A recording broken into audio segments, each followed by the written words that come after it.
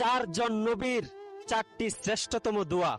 Number 1, রব্বানা যালামনা আনফুসানা ওয়া ইল্লাম তাগফির লানা ওয়া তারহামনা লানাকুনান্না মিনাল খাসিরিন।